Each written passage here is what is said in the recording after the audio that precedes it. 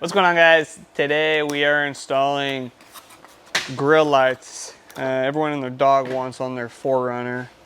So we're gonna run you through how to put them on. There's a few different ways of how to install them. This install video will specifically be done on a 2021 4Runner, and we will be putting them on via add-a-fuse or linking them into your side markers. It really just depends on how you want them to function. If you want them to turn on with your vehicle want them to turn on when the vehicle turns on, we recommend doing an add-a-fuse, which is why we include this kit when you purchase a set of grow lights from us. Or if you're wanting to do the other way of crimping these into your side markers, we're also going to show you how to do those. This will, if you're wanting to do it the crimp way into your side markers of the headlights, you will need to purchase another item. There are splice connectors, which we will put in a link down below in the video. So we're going to go ahead and get started. We already popped the hood. Oh, I lied. Dude, I swear I thought I popped it. For the purpose of this video, we already uninstalled all the clips, but to undo one, you press it. Ugh, like that. A little bit of pressure, pops out. Now, these lights have a specific orientation. You can see here that if you hold the light like that, one of the teeth are recessed, and then another tooth is pressed toward the light. One that is pressed toward the light is going to be down. Okay. Most common location for these lights are going to be these four little spaces here. This is our most common 4 set. We also have a 3 set of grill lights, which will go in these larger spots, have a little bit wider light, a little bit larger. We like them a little bit more. These also work great. So anyway, tooth that it protrudes toward the light a bit further goes down.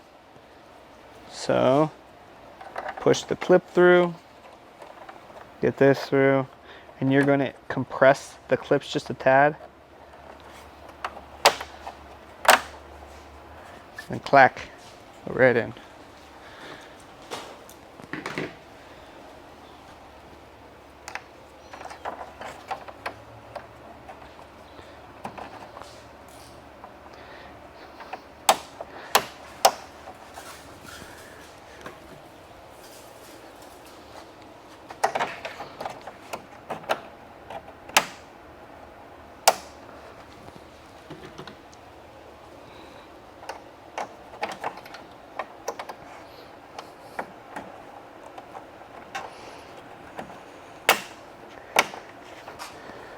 What's cool about these is you can get creative. We've had people put like 2 up here, 2 down below. We've had people put all 4 of them down below.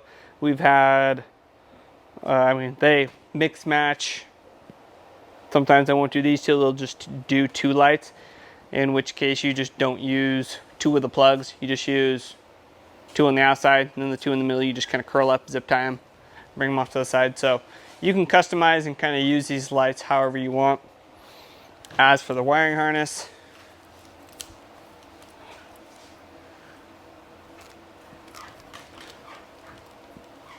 here is the harness. You get 4 connectors dialed into a single pigtail with a positive and negative. Before you go clipping these in just yet, what we're going to do is we're going to add some dielectric grease. What that's going to do is prevent corrosion with the connections for long-term, longevity. I'll plug these all in, then we'll kind of bundle them all up, make it look nice, dress them up top, and then route them toward the battery. What we'll do is we'll press a little out, kind of just squeegee it off.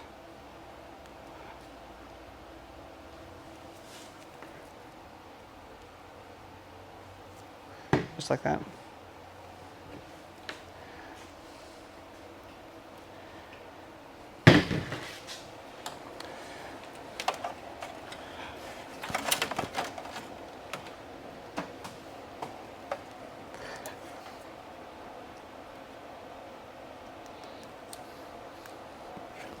Boom.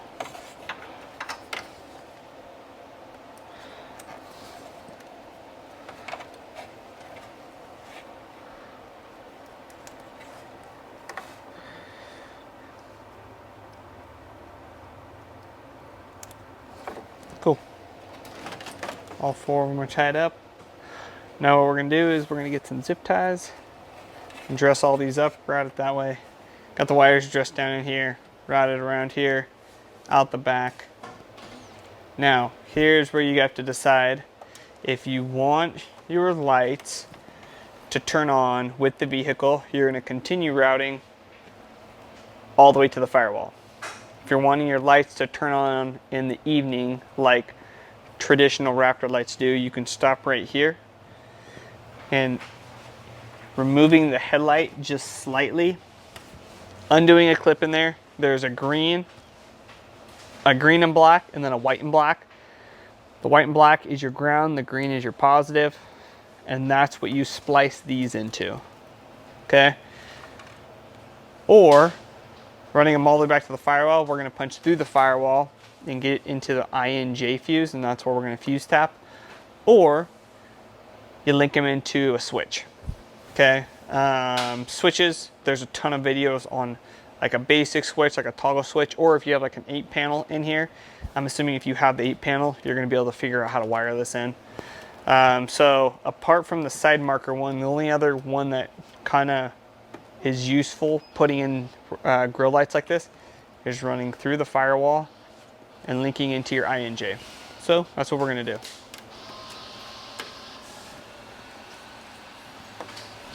Get this back here.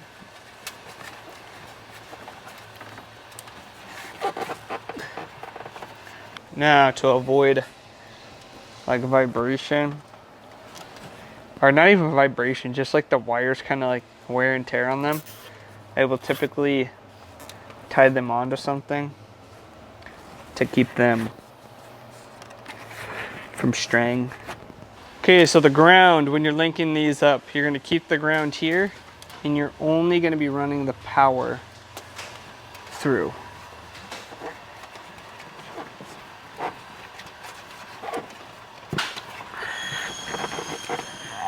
Come on.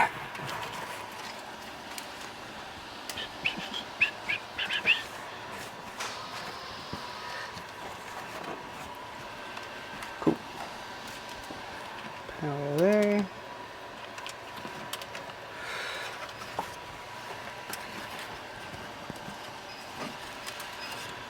Power here. Okay, we're gonna leave that out. We're gonna take care of this guy real quick. So what you're gonna wanna do is give yourself just a little bit of space. I'm probably gonna give it to about right there.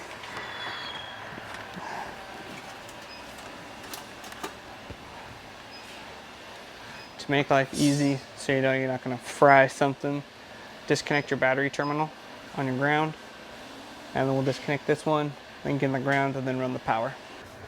Okay, so what we're gonna do is we're gonna take off the ground battery terminal, pop it up and over. Let me grab a rag.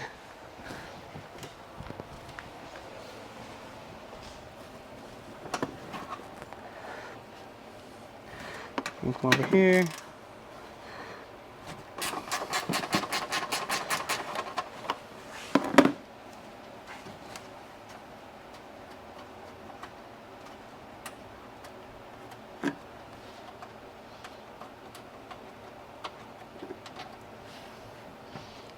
Ground gets released. We'll take this, give us 4 inches there.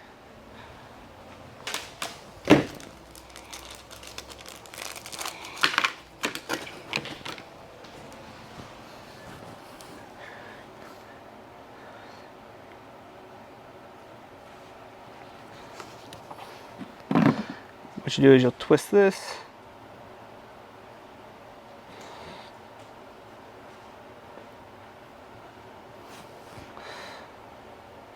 Toss that guy in there.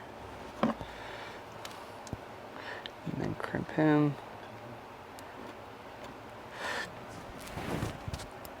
Get that nice and crimped. And then this, make sure that's all good. This goes back into here. Press down.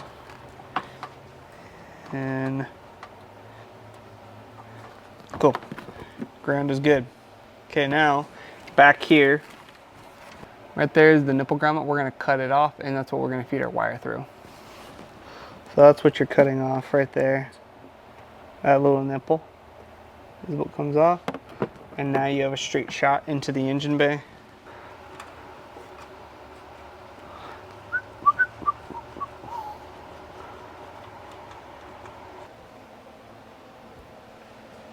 On the inside, we're gonna need our antifuse and our fuse. So the 5 amp goes on the top. There's a, if you're looking at it like this, the bottom fuse is gonna be your stock fuse, and then the top fuse is what accessory you're adding. So we'll add the 10 amp or the 5 amp to the top. 5 or 10 works great. And then for the bottom one, the INJ fuse is a 10 amp, which will be added right beneath there. And then we're gonna crimp our red wire into here. Okay, so here's our wire that we just pulled through. We'll typically cut it about right there.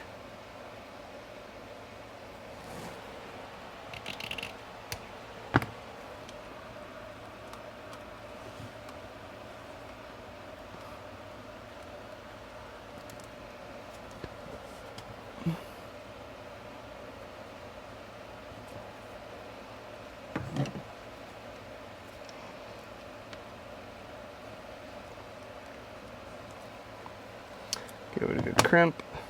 Good there. Antifuse is good. Okay, and then your fuse box up top. Here's your fuses. What we're looking for is this IGN, the ignition switch. It's a 10 amp. Okay. When you're looking at your fuse box, it's gonna be on the back wall, third one down. That's gonna be your little 10 amp. Got our 10 amp. We're gonna add it in to the bottom fuse, just like that. Then press this back up and okay. And with this, you can either, if you can, cycle it behind so it pushes the wires away, and then all these wires can get tucked back up in here and behind the kick panel.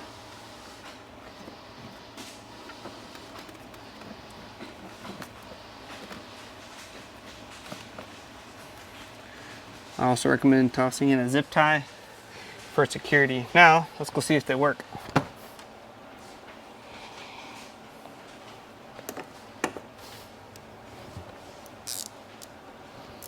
We got ignition.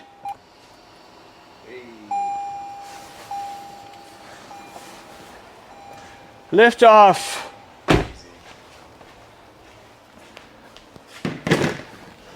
Voila. Cool. So to finish up this install, we're going to reinstall our shroud valence engine cover thing. So we're going to reinstall this thing. Past this, you're ready to go. You can add in a few more zip ties, obviously, to dress everything up, make it look good. Dangling wires always lead to problems, so getting everything pinned up, looking nicely, is key to the longevity of these lights. If you have any questions, shoot us a DM on Instagram or a call. We don't always respond to comments. We get to them as best we can. Otherwise, don't forget to subscribe and like this video. Thank you.